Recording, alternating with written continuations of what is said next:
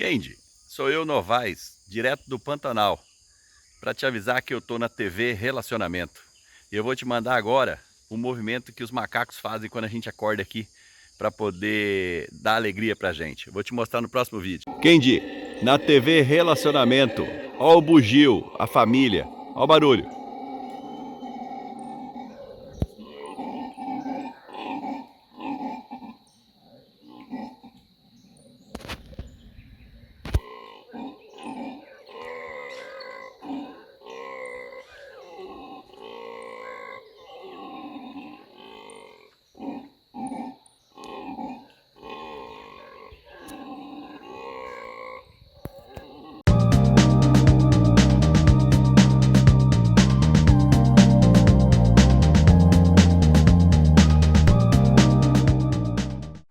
Olá, internautas, iniciamos mais um programa Você é Top.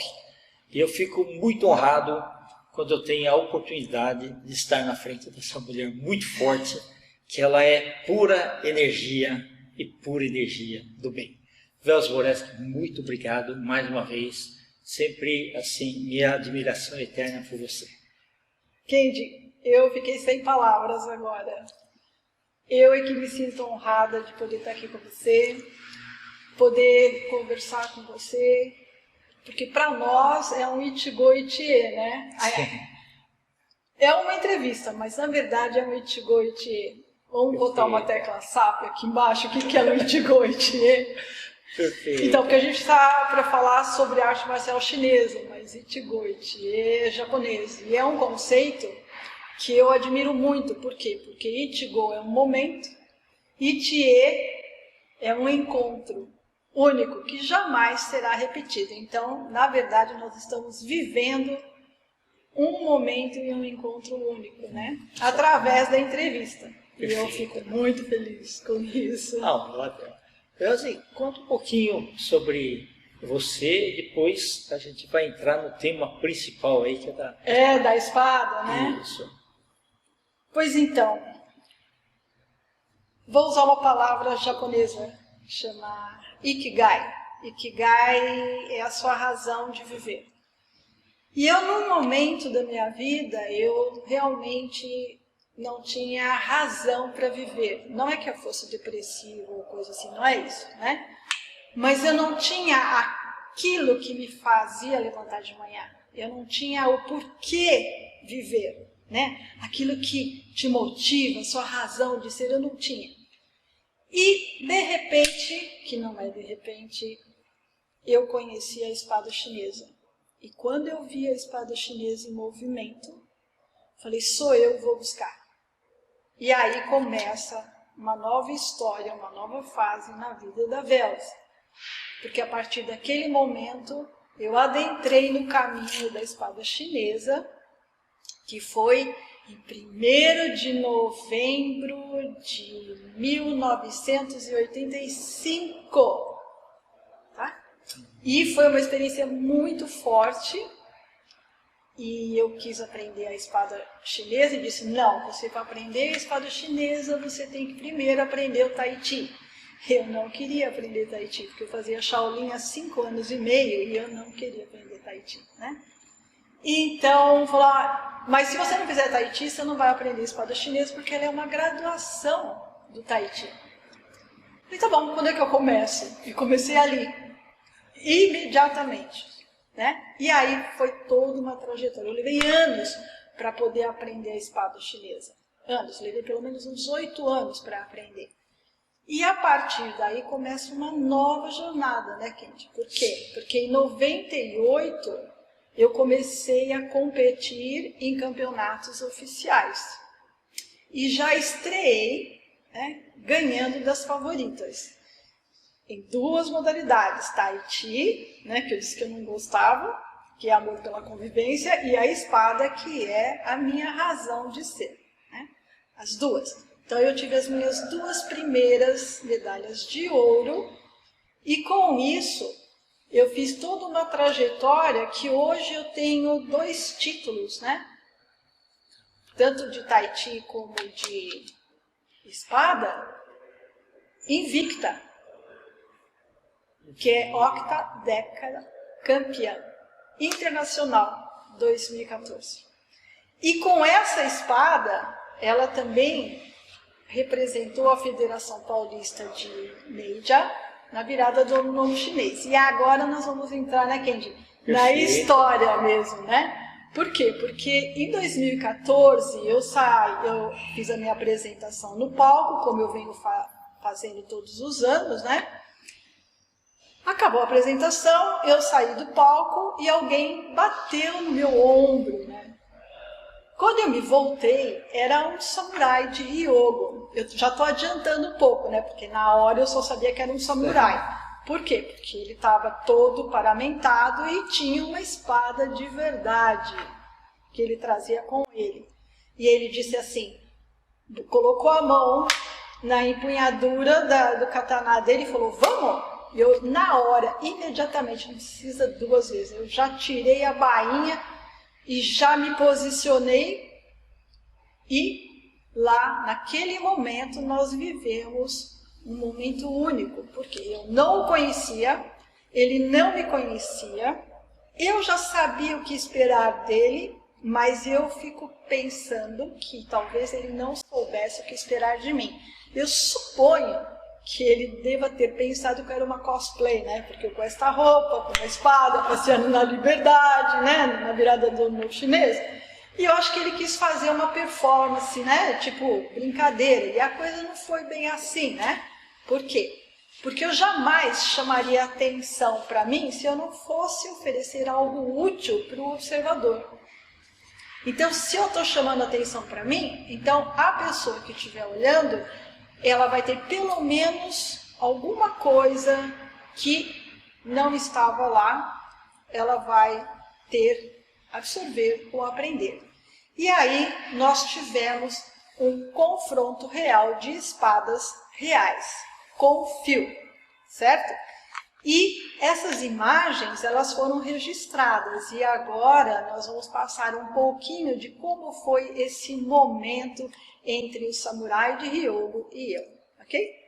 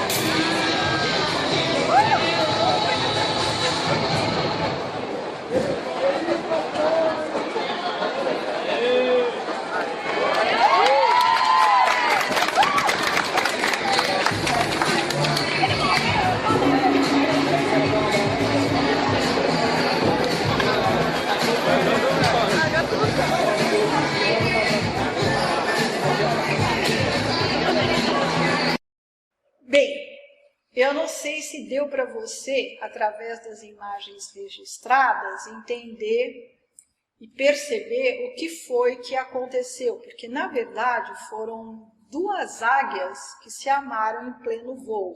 Essa é a metáfora mais próxima que eu tenho do que foi esse momento dele para comigo e meu para com ele, porque não existe momento que realize mais do que o que nós vivemos e que o mundo viu. Mas o que o mundo viu, pode ter certeza que não foi o que aconteceu entre eu e ele quando estávamos com as espadas empunhadas e olho no olho, coração ligado. Que em japonês isso é musubi, quando dois se unem e se tornam um. Ok? Então é isso. Muito sábio. E muito forte também, porque você não faz ideia do que foi esses minutos lá na Praça da Liberdade, né? E aquele momento único mesmo, né? Que nunca mais se repete. Não. E não foi nada combinado. Eu não sabia, eu não conhecia ele, ele não me conhecia, nós não combinamos nada. E eu testei ele para ver exatamente, né, o nível dele de resposta e de arte mesmo, né? E aí quando eu vi que ele era muito bom, aí sim que ficou legal. Porque também a gente não ia fazer nada que pudesse, né, terminar em alguma coisa que não fosse o espírito do evento, que era uma festa, né? Tem que pensar nisso também, tá? É isso. Felza, em que momento que você se interessou por artes marciais? O momento que eu me interessei por artes marciais foi uma coisa que nasceu quando eu assisti o filme, né? Kung Fu, com o David Carradine. Ah, ok. Eu vi aquele personagem e falei assim, nossa, se eu pudesse ser ele, né? Mas eu achei na época, no momento que eu assistia, como um sonho, né? Um sonho, porque arte chinesa, né? Era uma coisa assim muito... Mas aquilo ficou no coração. Lá na frente, alguns anos depois, não muitos, eu me vi dentro de uma academia de Kung Fu e eu achava que não era possível, porque eu estava com 27 anos e eu tinha aquele mito de que você tem que começar pequeno, né? Como eu estava com 27 anos, eu achei que eu nunca ia poder ter um desempenho realmente significativo dentro da arte marcial chinesa, que era o amor que eu tinha, né? Por causa do personagem do Ken. Muito bem. Minha primeira aula de Kung Fu foi muito interessante, porque eu era professora de yoga na época, era vegetariana, então eu tinha, né, aqui na minha mente, assim, sabe, muito animada de que porque eu era vegetariana eu podia fazer tudo, sabe. Aí o professor chegou para mim e falou assim, olha, como é a primeira aula, você não puxa tanto, tá? Faz até onde der. E aí ele começou a dar um número de exercícios que era para ser feito. E aí ele dizia assim, então faça 30 polichinelo. Ó, mas você não precisa fazer 30. Imagina, eu sou vegetariana, professora de yoga, eu não vou fazer 30? Claro que eu vou fazer 30. Eu fiz a aula inteira. Tudo bem, normal. Só que quando eu saí do vestiário, minhas pernas não me obedeciam. Literalmente, elas não me obedeciam. Eu queria andar, elas jogavam. E eu falei, o que está acontecendo com elas? Aí eu andei, cheguei na recepção e tinha um lance de escada para você descer, né? E eu disse assim, bom, então muito obrigada, né? Até a próxima aula. E fiz assim e eu desapareci na escada, porque na hora que eu tirei um pé para descer o degrau, caiu as duas pernas e eu fui pro chão. A moça desapareceu, assim. Professor, cadê ela? Eu não tinha força para ficar sobre uma perna. E eu tinha que tomar ônibus e ir para casa. Você não faz ideia de como foi. Eu chegar em casa tendo que tomar ônibus, subir no ônibus, descer na Paulista, andar até... Nossa, foi muito legal. Parecia que tinha passado um trator em cima de mim. Isso foi numa terça-feira. Quarta-feira eu passei de cama. Não aguentava o peso. Não aguentava o peso do esforço. Não aguentava o peso da coberta. Sei. E aí, na quinta-feira, tinha treino de novo. Eu falei, cara, impossível. Mas eu fui. Falei, vou, morro do caminho, mas eu vou. Só que quando eu fiz o aquecimento, saiu tudo. E nunca mais eu apresentei aquele quadro. E aí eu vi que era possível. E quando eu vi que era possível, estou até hoje. Muito legal. Até hoje. Foi isso que começou a minha jornada. E além disso, você é uma estudiosa de artes marciais. Sim. Como tudo que eu faço. Eu acho que se vale a pena ser feito, deve ser feito com todo o respeito e dando o seu melhor. Se você não pode dar o seu respeito, né, e o seu melhor, então não faça. Ichigo Ichie, tá? Um momento, um encontro. Perfeito. Vida não dá para se perder um segundo com algo que não vale a pena. Tá É bom. isso? É isso. Velzi, e treinamento? Como você faz rigorosamente? 24 horas por dia, quente. Bacana. Desde sempre. Ou você treina para ser, e o que você é seu treinamento, ou então, sinto muito.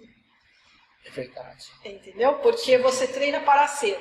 Mas se você vai numa academia, você aprende tudo, depois chega em casa, senta de outro jeito, come de outro jeito, que não é o que você aprendeu. Não vive aqueles valores, né? Aprendeu não, que lhe foi ensinado, então você não aprendeu. Porque arte marcial é uma formadora de caráter, de disciplina. Para você ser uma pessoa disciplinada e ter um caráter reto. Se você sai da academia, sai de um treino e depois você vai lá e começa tudo que você está habituado a fazer, você não está aprendendo. Você só está frequentando uma academia. Sinto se eu estou sendo um pouco... né? Mas é para você tirar o que a arte marcial tem para te oferecer, você tem que dar a sua vida. Se você não tem essa disposição, procura outro Ikigai. Tá certo. Ô, Velzi, nós estamos nos instantes finais, tá? Eu Claro. fiquei encantado aí com a tua explicação, né? Claro. Muito bacana você ter trazido também a espada, tá? Obrigada. Eu queria que você deixasse aí uma mensagem para os internautas, principalmente aqueles curiosos que estão pensando, puxa vida, eu estou com 30 anos, eu posso fazer artes marciais? Eu estou com 40. Deve. Eu posso, sim. E os seus Sabe contatos por que também? que deve? Porque a escola, né, a arte marcial que eu pratico, ela tem técnicas, é sério, Kendi, tem técnica para você ficar com aparência de 40 aos 80 anos, que é a minha nota maior, é o meu carro forte, está sendo transmitir essa técnica de rejuvenescimento e congelamento da juventude, que são os ritos taoístas. Perfeito. É muito simples, mas se a pessoa estiver morrendo e ela fizer, ela volta. Ai, Vels, que exagero, não é. Eu estava morrendo, fiz e voltei e estou aqui, né? Interessantíssimo. É verdade, eu já falei para vocês, vamos estudar? E o que você falou? Vamos sim, sem dúvida. Então, viu? Sem Então, dúvida. vocês vão ver daqui um tempo, ele vai estar com a aparência de 40 anos.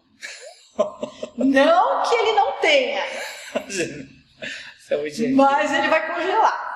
Agora, se você quiser falar comigo ou discutir um pouco, eu tenho mais ou menos mais de 500 vídeos falando sobre isso no meu canal Velzi Moreski no YouTube, né? Com a vida Ikigai, ok? Te vejo lá. E aí você vai ser um Ikigai-ka, praticante da vida Ikigai. Tá bom? Gratidão. Muito obrigada. Arigatai. Internautas, com os agradecimentos, então, a essa verdadeira representante das artes marciais, Velzi Moreski, nós finalizamos mais um Você é Top. Um grande abraço e até a próxima. Até a próxima. Obrigada.